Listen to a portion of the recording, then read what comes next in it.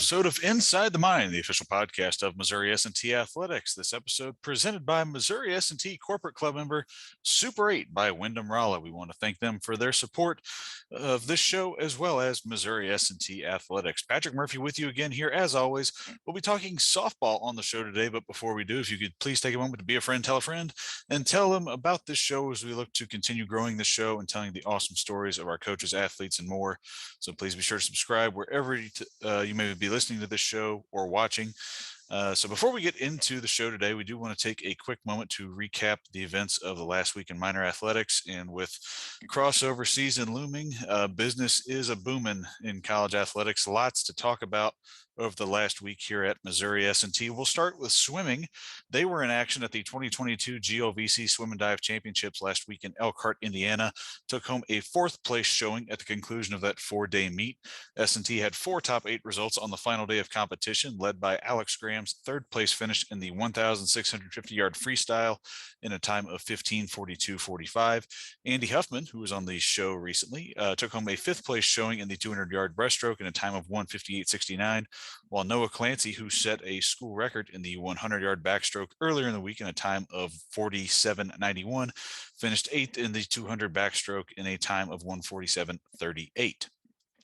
Missouri S&T also closed the meet with a 5th place effort in the 400-yard freestyle relay with a provisional time of 2:59.36, led by the team of Connor Wiedermeyer, who opened his leg of that race with a 45 seconds to reach a provisional mark in that as well, alongside Nolan Fergus, Alec Davis, and Gabe Acevedo, who was on the show when we had our International Student Athlete Special.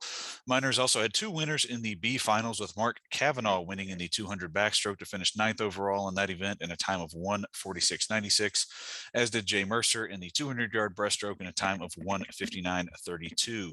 Over the course of the 4 days, Missouri S&T recorded 39 times it fell under NCAA Division II provisional qualifying marks.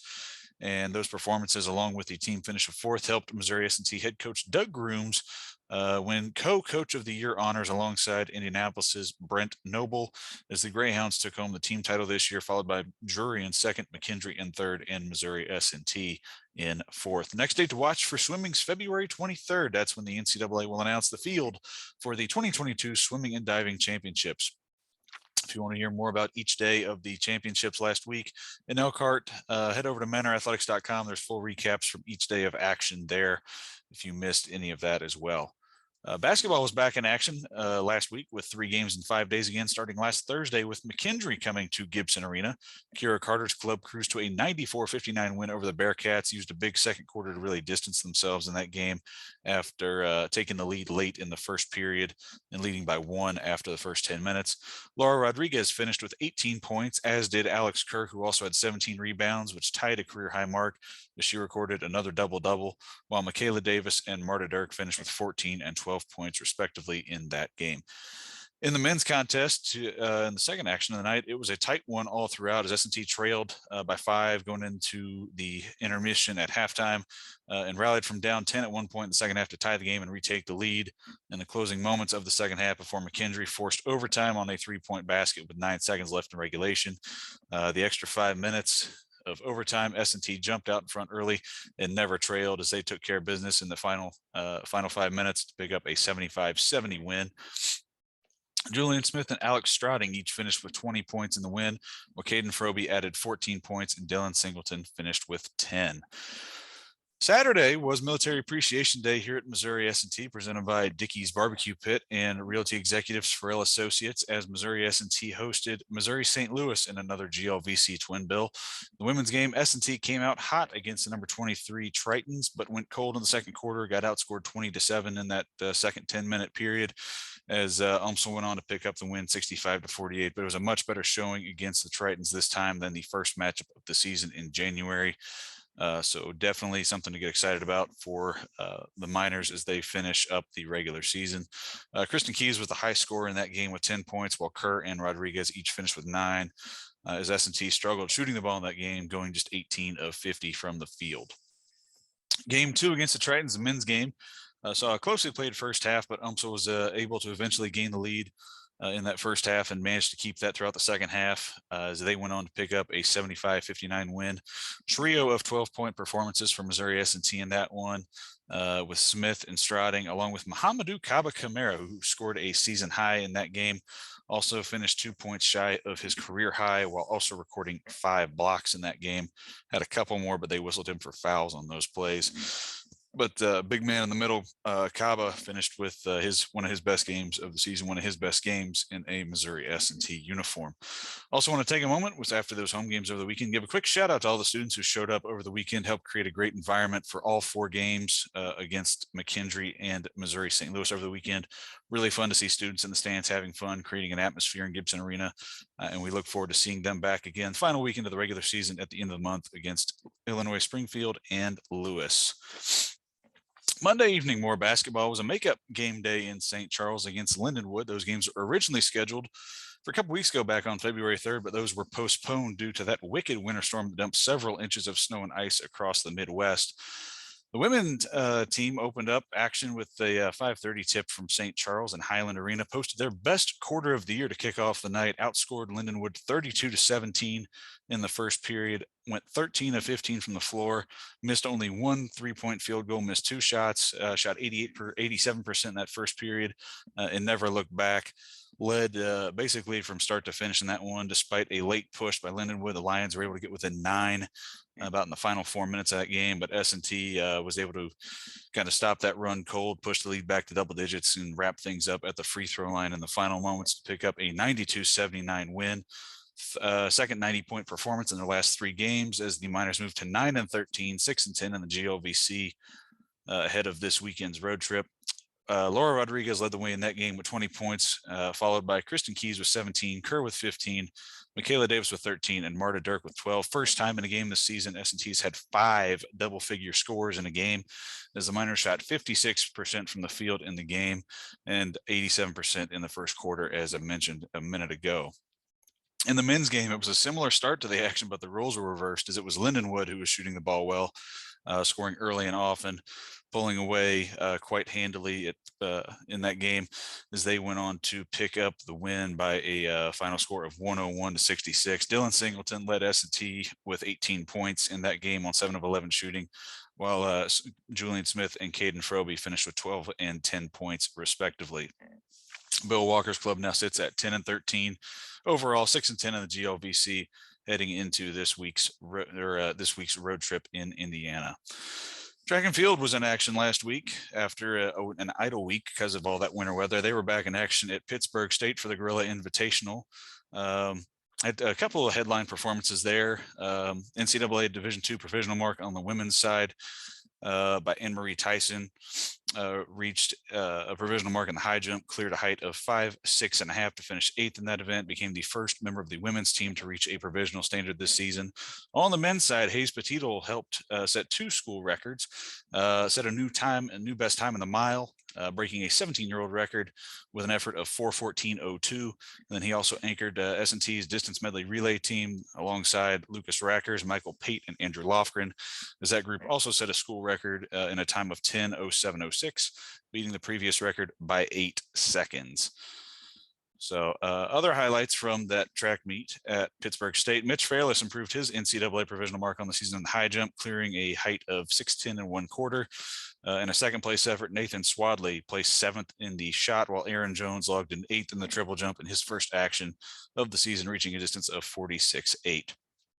Sydney Gratz, that name might sound familiar to some of you, the leading scorer from women's soccer in the fall, placed 3rd in the pole vault, clearing a height of 10'10 1/4, while Jessica Rhodes took home a 14th place finish in the weight throw.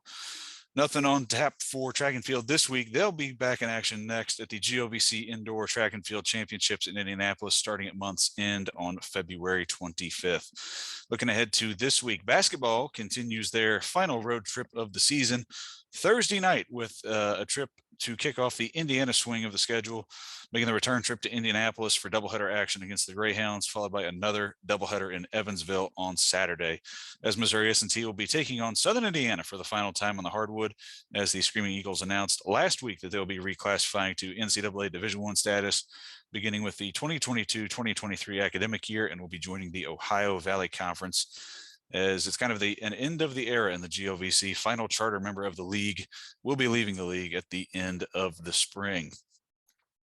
Certainly want to wish Southern Indiana well as they begin their transition to Division I. Certainly going to miss them. Always some good competition against the Screaming Eagles in every sport in the GLVC. Softball, our topic of discussion today, gets their 2022 season underway this weekend at the Music City Invite down in Nashville with 6 games scheduled over the weekend.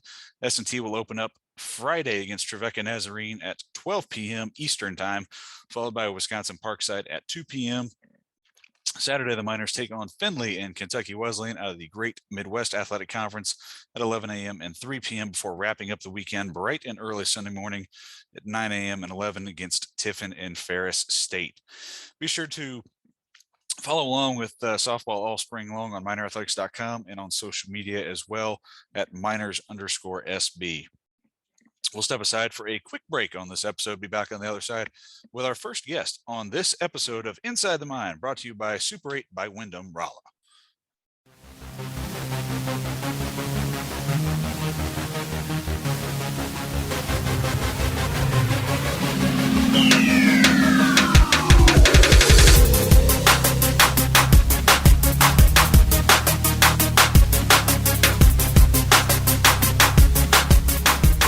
Inside the Mind. Again, this episode sponsored by Missouri S&T Corporate Club member Super 8 by Wyndham Rolla. Thank you for your support of Missouri S&T Athletics. Joining us now, she played her collegiate ball at Truman State University and was a part of 4 NCAA tournament teams with the Bulldogs, with whom she served as team captain in 2002. She's coached at the high school level, spending 3 seasons at Lutheran High School in St. Louis before returning to Kirksville in 2006 to join the staff at Truman State, where she served as an assistant coach for 11 seasons and associate head coach for 2 seasons. Named the head coach at Missouri S&T ahead of the 2016 season, she helped guide the Miners to a GLVC tournament appearance in 2018 and is now entering her 7th season at the helm of the Miners.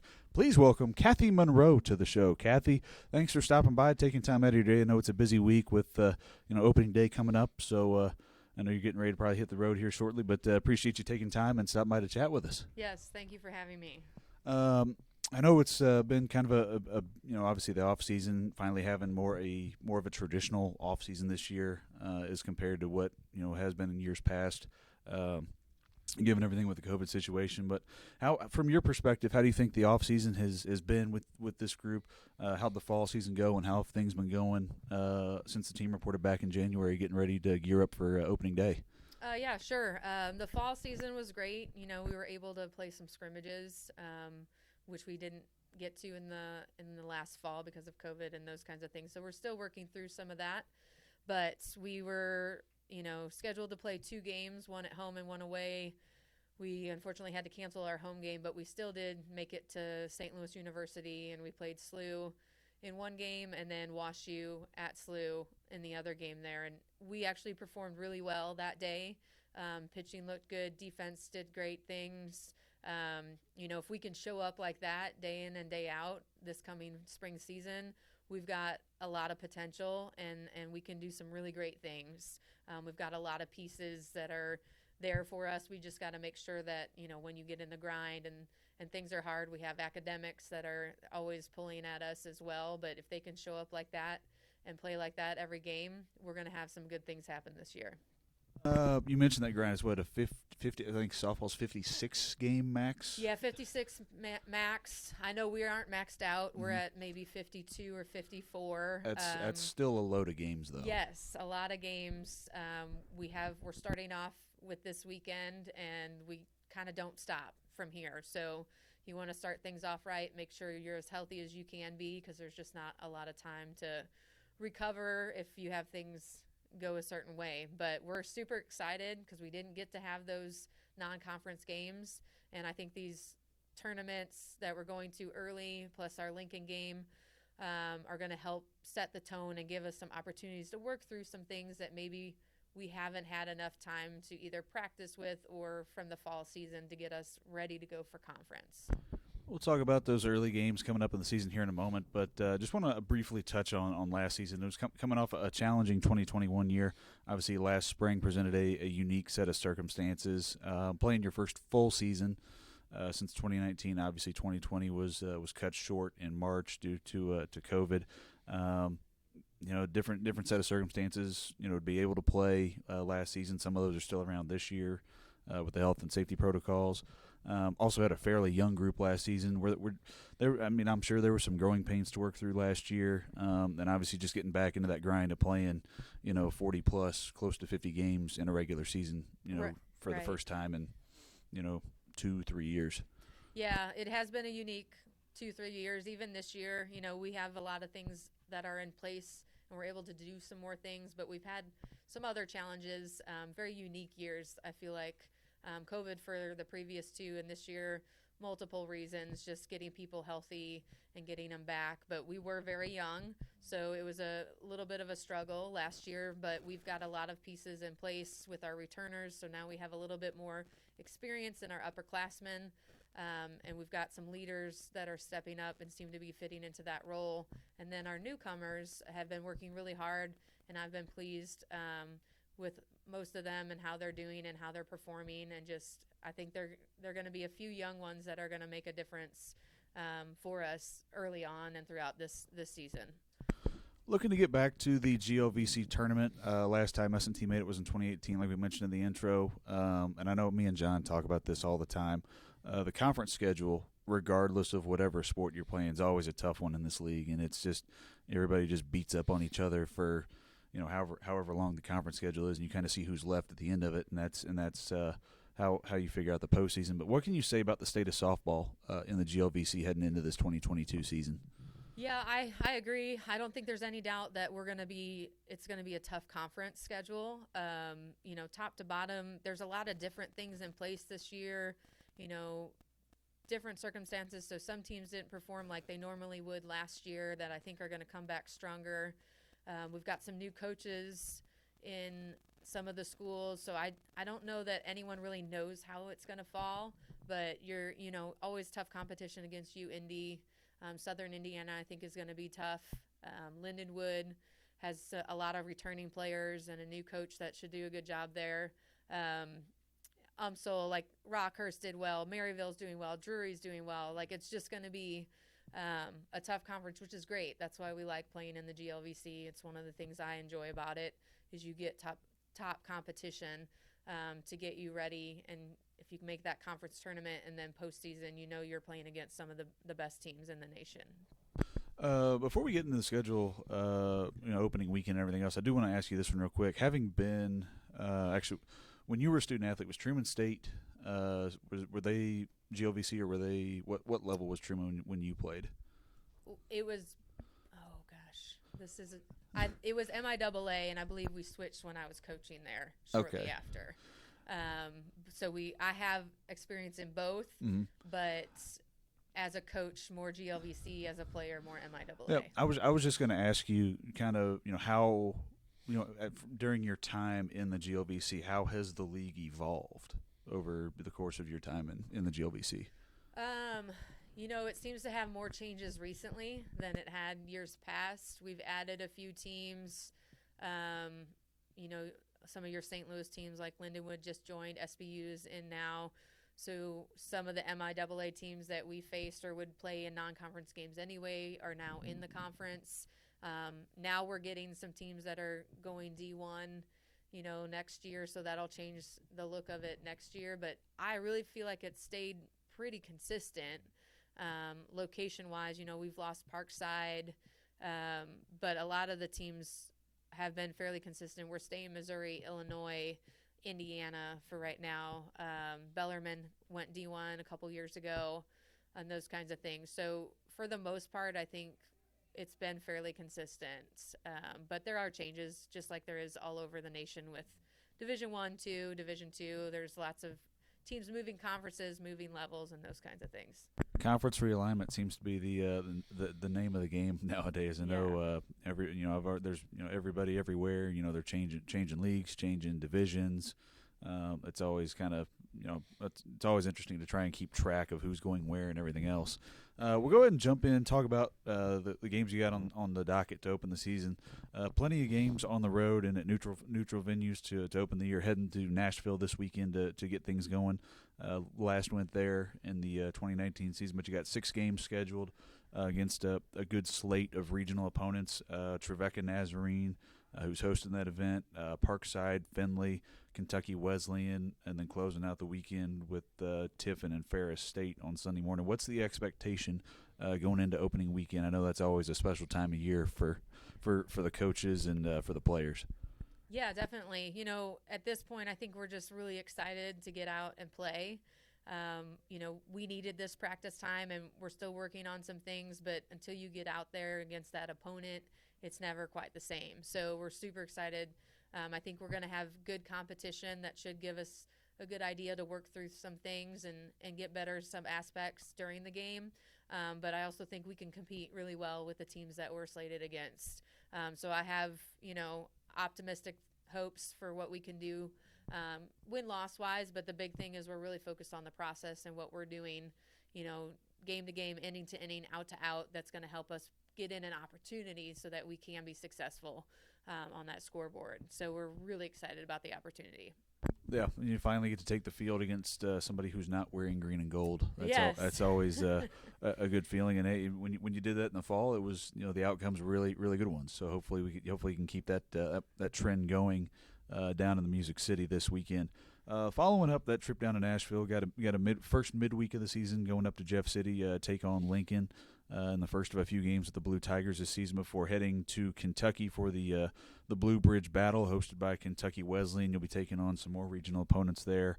Ohio Dominican, Cedarville, Trevecca making another appearance, Davis and Elkins along with Wheeling. And then following that, going to Kansas to play Washburn and Fort Hays State in a couple games before finally coming back home to Rolla and opening up GLVC play on March 11th. How important is it to have that, being able to play more of a non-conference schedule than you did last year, being able to get, so many games in early before getting into a challenging GLVC slate? Yeah, that's a good one. I think it's really important. It allows you some, opportunities to work through some things if you're at a point where you can get those wins and you get those regional things, that's important too. But for us, we're just looking to make sure that we're running things the way we want to. So these tournaments are going to be big. I know it's a lot of games and a lot of days, but we usually do that to get games in, one, because we can't go on that big spring break trip that a lot of people can since it's so late here. And we just want to make sure that we get out there, and the weather is going to be hit or miss, so we may not get all these games in, but it should be, able to get in most of those games so that we're able to see what we have, kind of fine-tune some things, make sure we know what we're doing, so by the time we hit conference, we're confident in what we're doing on the field, and we can make sure that we get ourselves in a good position so that we can battle for that goal of, making the conference tournament. Sure, absolutely, yeah. Tell us a little about some of the newcomers on this year's team. There's a big group of freshmen you brought in this year. How did they look in the fall, and what are you expecting out of them as they enter their first season at this level? Sure, yeah. It's always an eye-opener once you get to this level until you get to, the conference games. They just don't know what to expect quite yet. They have an idea, but the hitters at this level, if they're a pitcher, we do have two freshman pitchers coming in, and the discipline of the hitters is just a little bit better, and we're working through some of that. They're figuring that out a little bit in the fall games, and then just even against our own hitters that are veterans. So knowing that we got to hit good locations, we got to make sure that we're getting good misses and we're not having bad misses. That's something that's going to probably cost us because the hitters are just too good at this level. Defensively, they're catching on well. We've got a couple outfielders, infielders as well. We've had our hiccups with some sickness and those kinds of things that we're getting through, but they're working really hard and they're picking up things pretty quick. And the older girls are doing a good job of making sure that they're kind of helping them along as well, because that's part of it. I've been here long enough. They kind of know what the routine is and what we're looking for, so they can help with that as well, and that's a big help to me. Sure. Yeah, I know you mentioned your pitchers. Macy Barber, Julie Canoy. Excited to definitely see what they can bring. The infielders got Cheyenne Taylor and Sydney Hart, and then you got your group of outfielders: Maddie O'Farrell, Peyton Dillon, and Ciara Bell. So we're definitely excited to see what all that group is able to bring this year. We also have Emma Vaughn, who's a transfer Yep. at semester, sophomore, but she is a newcomer for us. Where did she transfer in from? Jefferson College. Okay. Yep, she was a semester transfer. I looked at her in high school recruiting. The better path for her was Jeffco at that point, and so things just worked out. We ended up being able to bring her on at spring semester. So excited about that. Awesome. Another Jeffco product. Joining Jaden Courtois from the baseball program. He transferred in a few years back. Looking to this older group, your returners. Who are you looking for to kind of step into a larger role, on the field, performance-wise, leadership-wise? Obviously, you got Ashley Davis back for a fifth year, but then you've got a deep group of juniors and sophomores who have played. They played a lot last year, and then obviously your junior class they've been around a little bit longer, have a little bit more, have a few more games under their belt. But who out of that group are you really going to look to this year to kind of help guide what's still a pretty young team? Sure, yeah. No, the good news is that sophomore class did get a lot of playing experience last year. So they, even though they are only second year, I feel like they have a lot of experience to draw from. I think Chloe Saltagerald out of that sophomore class is going to be one. She's behind the plate quite often. She's a good leader. I think she's going to provide that leadership role in the battery especially, but on the infield and outfield as well. In the circle, Bryn and Charlie work hard. They're taking more of a leadership role, but they're probably more lead by example, not super vocal, and they're going to do what they need to do. And then I would say in the outfield, we got Hannah Antzloulatos and Ellie Viox in the outfield who are going to step up. Ellie's a great leader by example. Hannah works very hard. She's a little more vocal.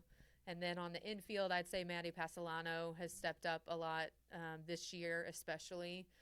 She's guiding a lot with the newer infielders and helping them figure things out, and she works really hard on the field and off the field, but she's always giving her best effort every practice. You talk about Maddie Passolano led the team in hitting last year, batted .341, started all 42 games a season ago, had 11 RBIs, second on the team with 3 home runs, led the team in doubles. Definitely a great asset to have back, and last year was really her first year playing, if I'm not mistaken, correct? That is correct. She was injured her freshman year, so missed all of that, and then COVID hit, so it was her first time out there, and she was at shortstop for us, and she did everything she could. She did a good job out there. She'll probably be on the middle infield. I see her at that shortstop position at this point in time, but she's in the box, she's doing well as long as she doesn't get in her head too much. She's very good at putting the ball in play, has some power potential, and if we can get her doing some good things, it'll help bring the rest of the lineup along as well. At .492 slugging percentage a year ago, definitely lends credence to that power. That she has, 13 extra base hits out of her 43 total hits last season. Yes. We'll go. I know you got a busy week, and there's it's everything going on. But so we'll go ahead and kind of get this segment wrapped up. I always like to ask a fun question before we let you go. I know they got the Winter Olympics and everything going on right now. Have you been able to watch a lot of that when you get home at night, or been keeping tabs on it, at least watching highlights and everything? I had not for a little while, but last night I got sucked into it. I'm having a little extra coffee today because I was up till 11:30 midnight, which is late for me. Watching some figure skating last night. I've put it on a little bit. I haven't been able to get too into it like I did the Summer Olympics over the summer, but I do enjoy it. It's always fun to see those athletes competing at that level and just the effort that they're putting forward. And I enjoy a lot of the winter. Summer's a little different. Softball was back this last summer, so I was highly invested in that and watching that, but still enjoy it when I have time. So if you could compete in one Winter Olympic sport, what would it be and why? Probably bobsledding or luge. One of the sledding ones. I don't know whether it'd be team or solo. It seems a little dangerous, and I like a little bit of a danger aspect and speed. Speed's fun. Yeah, no, I'm always a big fan of watching the bobsledding and the luge. The one that trips me out, I think, is the skeleton. I think it's the one where they're going down head first. Head That one. first, yeah. Yeah. Yeah. And just the amount of speed that they're carrying it's just absolutely crazy. Unreal. So, Cathy, thanks so much for stopping by, taking time out of your day to chat with us. Good luck this weekend. Good luck the rest of the season, and we look forward to chatting with you again soon. Thank you. Appreciate it. Go Miners. That's Cathy Monroe, head softball coach here at Missouri S&T. We're going to step aside, take a short break, and be back on the other side to talk more S&T softball.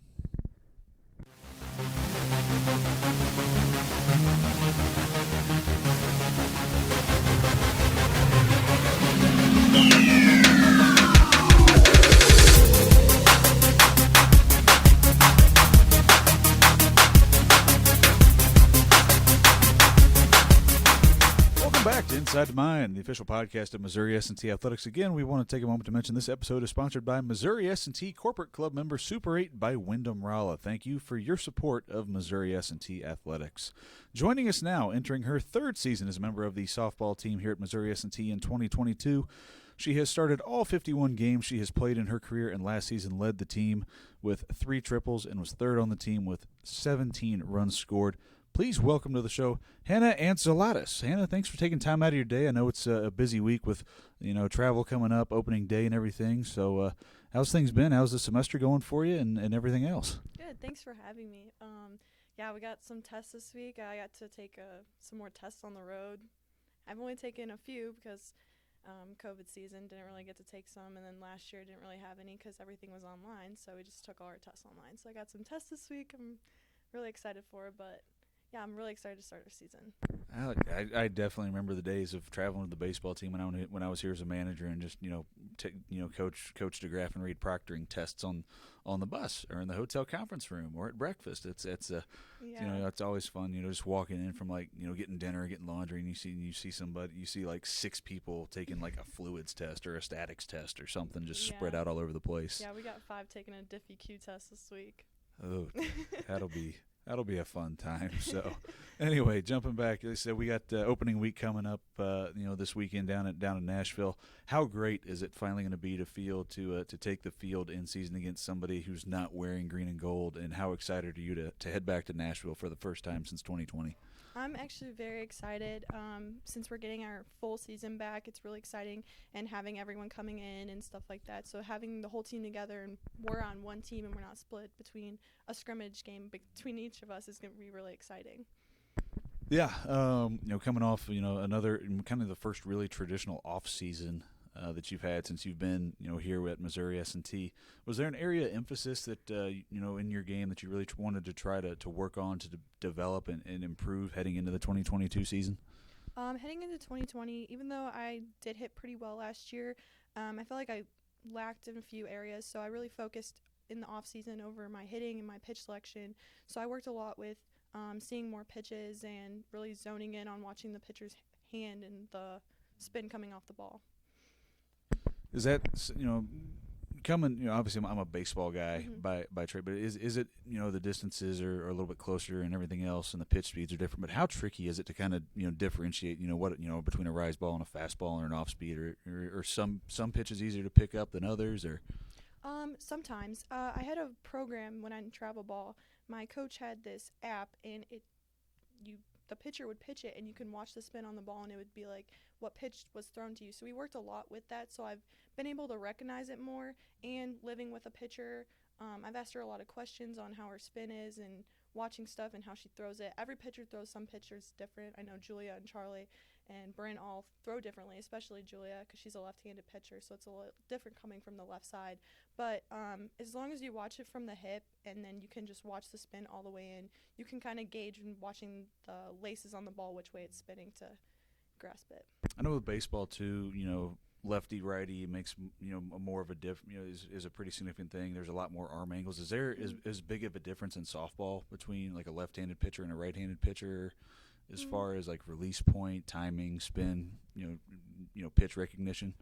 With like timing wise, some pitchers are slower than others, so there's different timing mechanisms I like to try to, because my hands are faster than my mind works, so I have to think better. So like I just hold out my bat and then I pull back and then swing, which helps a lot with the slower pitchers. But with lefty and righty, I feel like it's basically the same. It's just watching from a different hip.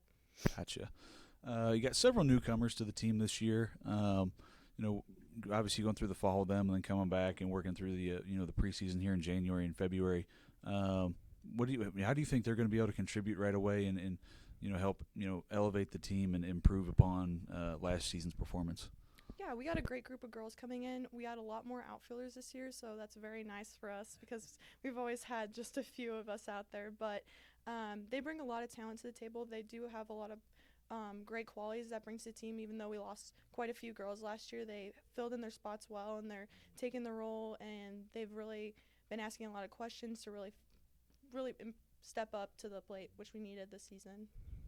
Obviously, you're coming off a unique 2021 season, a challenging 2021 season, playing under a unique set of circumstances in regard to all things COVID related. I know the NCAA, lowered the amount of games you're able to play and everything else, and there was the health and safety protocols and everything else, and those are still around to some extent this year. But you're going into your third season. We were talking right before we came on. This is kind of your first real full season. Obviously 2020 got cut short in the month of March. Last year was different, so you got a full closer to a full docket of games this year, more non-conference games. This is all something you haven't necessarily had in your time here yet. What excites you the most about this upcoming season? I'm really excited to actually just have the full season in general and travel as a team. I really missed it, like with all the COVID stuff, and for being here for 3 years, I've only had one travel season going out for games and stuff. So I'm actually just really excited to play with each other and have a better year this year. I have really positive feelings about that this year. Yeah, I know that's one thing we mentioned in the intro. You're going into your third season here, but you've only played in 51 total games. Most people, if they come in as a freshman, they play every day. By the time they're going in their junior year, they've already played over 100 games. So, you're still one of the more experienced players on the roster. And you finally had a season of playing conference games. So. Me and John always talk about this all the time of how tough the GLVC is week in, week out, no matter what sport you're playing. How do you think the schedule and conference play is going to go this year? I think it's going to be really good. Like you said, our conference is very tough and challenging. And like looking at last year, like anything can happen. Anyone can beat anyone. It just decides who in that moment wants it more in that game. And coming off of our games in the fall, I feel like we have a lot of drive and we're ready to go this season and string some things together to do better. Yeah, no, obviously had some great success in the fall. I know we had Coach Monroe on earlier, and we were talking. It's so nice to finally take the field against somebody who's wearing a different uniform. And you guys, when you did that in the fall, the results were really good. So I'm sure you're hoping that same trend continues when you head down to Nashville this weekend. Mm-hmm. You're a mechanical engineering major. Was there, when you were looking to, was that something you knew you wanted to study, early on in high school? Was that something in an area of interest that you kind of picked up on later in high school?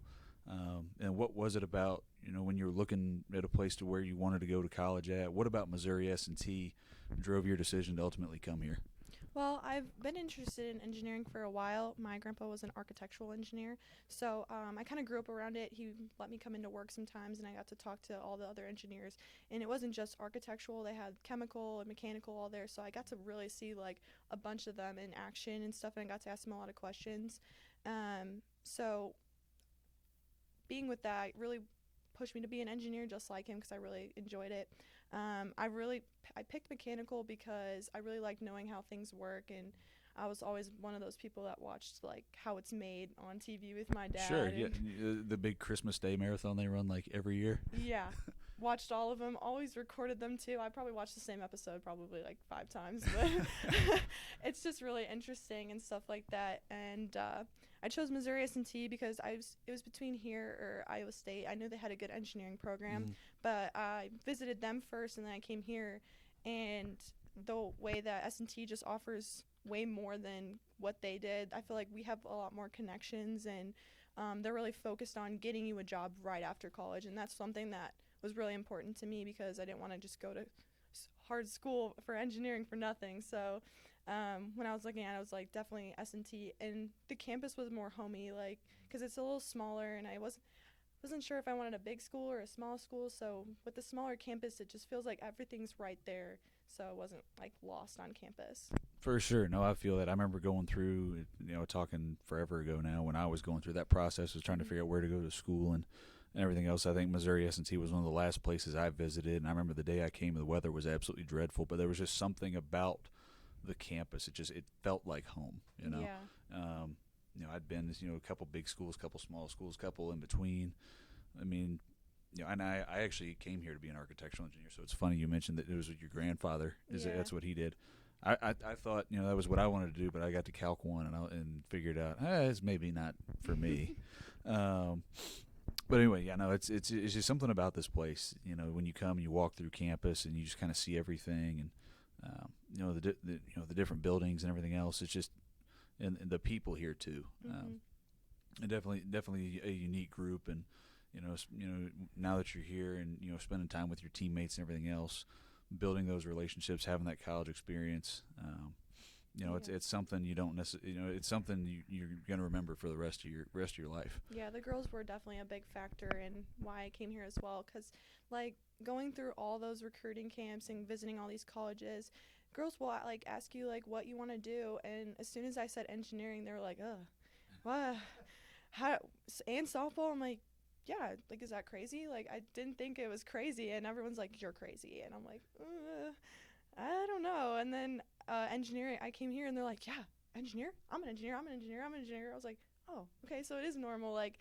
and they were like really welcoming and opening, and I just like, I felt really comfortable, and I was afraid I was gonna be homesick when I came here because I am like 6 hours from home, but everyone was so welcoming, and we hang out all the time, like. There was never time to feel homesick because you're always with each other. Who'd you when you came on your on your recruiting visit? Who did you like? Who are the players that you like stayed with and spent time with here? Well, I was with. Well, the first friend that I made here was Maddie, but I knew her from home through a mutual friend. So I came here with her, and she was a big help with recruiting and stuff like that. And Keely was one of my big mentors, so I spent a lot of time with them too, and they really showed me a lot on campus and stuff. Even when I was like gonna just go off with the tour group that they have here, they were like, oh, we'll take you around, and it's so much nicer to have like softball players take you around. It's more comfortable. It's not like a by the book type thing. Yeah, it's more casual, more laid back. You can kind of it's more personal. So what's your experience been like as a student athlete here at Missouri S&T? It's been crazy for sure. I definitely did not picture all that COVID stuff coming in, so it's been a while. It definitely threw a wrench in everybody's plans. Yeah, but I feel like it's been good. It's definitely like way different than high school with like playing sports and doing school, especially with engineering. You got your time management and stuff like that, but I feel like coach has been really understanding with classes and stuff like that because they are hard and we'll have tests and stuff. So, but the way coach works our schedules and stuff, I feel like it takes a lot of stress off of us between worrying about practice and school and stuff like that. And with softball being like that escape from school, it's really nice to have. I don't know what I would do if I didn't have that here. The academic load here is Missouri S&T's world renowned for a reason, and part of that is the academic rigors that come with the school. Everybody knows, if you get a degree from here, the caliber of education that you got, and probably some of the training that you got while you were in school. Have you been able to pick up any internships or co-ops since you've been here? I had an internship last summer with United Engineering Incorporated. They're a HVAC company. I really didn't know what exactly I wanted to do in engineering, so this really helped me open my eyes to HVAC. I never thought I would like it. It was like, oh, air conditioning. But I actually did like it. I worked a lot with AutoCAD and designing load plans and stuff like that. And it was really cool and probably something I'd want to do in the future. That's awesome. kind of start getting into some fun questions here. Kind of start wrapping this up. You wear number 3 here. Has 3 always been your number, or was that just hey, I'm going to college, I'm going to pick a different number? Like, when I first started playing softball, 3 was my go-to number because February 3rd, that's the day I was born. So 3 has always been like my lucky number. And then I got to a new travel team, and then someone already had 3, so I had to go to 13. Well, then when I came here, Abby Klein had 13, so I was like, you know what, I'll just go back to 3. So I started softball with 3, and now I'm ending with 3. So it's kind of like wrapping it all up with my softball career. No, sure. It's always interesting to hear how different everybody's numbers are, and I think kind of those maybe softball is a little bit different than baseball in regard that you have some different numbers, like you see people wearing 50s and 80s, and Yeah. I remember Rachel Iardo, former softball player, she wore number 88, and she was from Chicago, so I think a lot of us were like, oh, she's Chicago Blackhawks, Patrick Kane fan. Yeah. Like, so what's a number 80? And she goes, no, it's it's a periodic number for my favorite element. And you look it up, and it's radium, and you're like, that is the most Missouri S&T answer to why you wear a number ever. But no, that's kind of cool. What's a memory from your softball career that really stands out to you? It could be like high school ball, club ball, college, any memory anywhere. There's a lot of them, actually. I don't know. You don't have to necessarily pick just one. Maybe a couple that really stand out. Definitely my first home run for sure ever. I am smaller, so I don't really hit the ball as far, so I really have to put all my power into it. And I would always get the balls that would hit the fence and come back in, or just hit the fence, and I'd get robbed all the time about it. And then finally when I hit it, I didn't even realize that I was at third base by the time I knew it was over the fence. Over the fence, and my coach was like, why are you still sprinting? I was like, what do you mean? He's like, you hit it over. I was like, what? I was like, that was blown away. And so that was my favorite memory. And then, I don't know, it's just like my favorite memories in general are just diving and catching the ball in the outfield. I don't know, it's just so exhilarating when you just dive in the air and just catch it out of nowhere, when people are like, oh, that's a gap ball, and then all of a sudden I come out of nowhere and robbery. Just catch it. Yeah. Yeah, those are the best ones, especially the ones over the fence and you fall over the fence and they think they got it. Those are the best ones. I've seen a couple of those videos making the rounds on ESPN and stuff. As somebody who was also a outfielder in a past life who didn't necessarily have a lot of power, that I know that first home run's always, especially when you actually leave the park. I mean, it's not just inside the park one. Yeah. I remember my first one. It was a no doubter. Mm-hmm. But I didn't even get the ball back because some kid in the neighborhood, like on the other, like it went across the street. Kid picked it up and then rode off. Oh no, my mom was always on them. She was like, as soon as she saw it going out, she was already sprinting around to go get it. And they're like, you have to return that. And she's got like it in her pocket like this, and she's like, I don't know what you're any talking. softball. I don't know what you're talking about. Yeah, I have like a whole jar of all my softballs at home. She was made sure she got every single one. That's awesome. That's awesome. Have you been? I know the Winter Olympics have been going on. Have you been able to watch much of that? Between practice and class and getting ready for the season, or you catching highlights at all? Or I've seen some clips from the Olympics, not too much, but now that college softball is starting, it's I'm on it. starting up this week. Real quick though, if you were competing in the Winter Olympics, what sport would you compete in and why? Well, I've always wanted to do something in the snow. I feel like the Winter Olympics was so cool, but I was raised in the Midwest, so unless you go to like Colorado to go snowboarding or skiing, you really got nothing here for that. But I think snowboarding. I feel like snowboarding would be so cool, just like half pipe and stuff. That was always cool. My favorite video game as a kid was the Shaun White snowboarding, so I've always wanted to do that. That'd be really cool. I tried snowboarding once. The first time I went up to Wisconsin and like actually saw what real winter was. Mm-hmm. I never figured out the skateboarding things. Obviously, I never figured out snowboarding. Yeah. Skiing though, I think that's the one. So I feel like I'm like kind of clumsy, so I feel like my skis would get caught up and then just trip me and I'd fall down. It does. It does take a certain level of focus to make sure that you don't get your skis crossed up. But once you get going, it's pretty fun. Yeah. So, well, Hannah, thanks so much for stopping by. I appreciate the time and us. I know it's busy with all these tests, class, and softball getting ready to get going full tilt. Good luck down in Nashville this weekend, and good luck on the rest of the season. We look forward to talking with you again soon. Yeah. Thank you so much for having me. That's Hannah Antzloulatos of softball as they're getting ready to open up the 2022 season in Nashville this weekend. That'll wrap up this episode of Inside the Mind, again presented by corporate club sponsor Super 8 by Wyndham Rolla. I want to again thank them for their support of Missouri S&T Athletics. If you aren't already, please be sure to subscribe to this show wherever you may be listening so you don't miss out on any of these conversations we're having. And in order to catch up on any episodes you may have missed, you can find videos of all these episodes on YouTube as well as the audio. You can listen on the audio on any array of platforms, Spotify, Google Podcasts, Deezer, TuneIn, as well as the Podcastics web player where this site is hosted, or this show is hosted, as well as the Missouri S&T Athletics website under the Fan Zone tab. We've got a link to all episodes on that as well. I want to again thank you all for taking time out of your day to listen. Thank you so much for your support. And as always, cheers and go Miners.